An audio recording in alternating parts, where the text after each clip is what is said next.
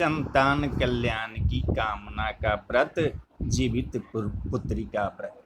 भारतीय संस्कृति में संतान की मंगल कामना से संबंधित पावन पर्वों की कड़ी में जीवित पुत्री का व्रत प्राचीन समय से मनाया जाता है। यह व्रत आश्विन मास के कृष्ण पक्ष की अष्टमी तिथि को मनाया जाता है, जो इस वर्ष 29 सितंबर बुधवार को है। इसमें विधि विधान से कुश का जीमूत वाहन बनाकर माँ दुर्गा की पूजा की जाती है। अष्टमी को पूरा दिन व्रत रखकर सायंकाल में अच्छी तरह से स्नान किया जाता है और पूजा की सारी सामग्री सजाकर जीमूत वाहन की पूजा की जाती है। इस व्रत के संबंध में भगवान शंकर ने माता पार्वती को बताया था कि यह व्रत संतान के सुरक्षा के लिए किया जाता है। इस व्रत से जुड़ी एक पौराणिक कथा है जो जीमूत वाहन से जुड़ी है। सत्ययुग में गंधर्वों के एक राजकुमार थे जिनका नाम जीमूत वाहन था। वे सदाचरण, सत्यवादी, बड़े उदार और परोपकारी थे। जीमूत वाहन को राज सिंहासन पर बैठाकर उनके पिता वन में वानप्रस्थी का जीवन बिताने चले गए।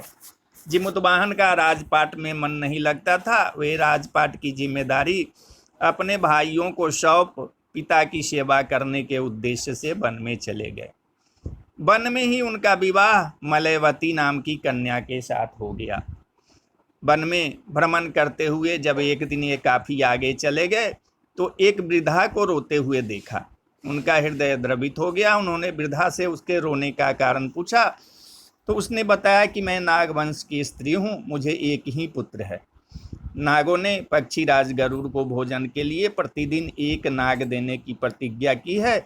आज मेरे पुत्र शंखचूर की बलि का दिन है। जीमूत वाहन ने वृद्धा को आश्वस्त करते हुए कहा, डरो मत, मैं तुम्हारे पुत्रों की प्राण की रक्षा करूंगा।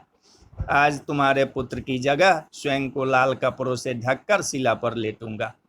जीमूत वाहन ने शंखचूर के हाथ से लाल कपड़ा ले लिया और उसे लपेटकर निश्चित शिला पर लेट गए।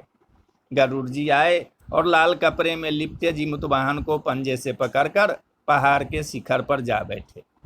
इसी बीच अपनी पकड़ में आए प्राणी की आंखों में आंसू देखकर गरुड़ जी आश्चर्य में पड़ गए। उससे परिचय पूछा तो जीमूत वाहन ने सारी कथा सुना दी।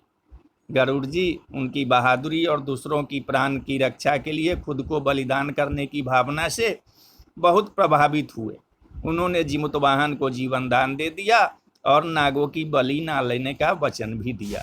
जीमूत वाहन के त्याग और साहस से नाग जाति की रक्षा हुई। तभी से संतान की सुरक्षा और सुख के लिए जीमूत वाहन की पूजा की शुरुआत हो गई। यह व्रत कठिन तो है पर बहुत फलदायी भी है। इस व्रत को ज्योतिया के नाम से भी जाना जाता है। तो हर हर महादेव।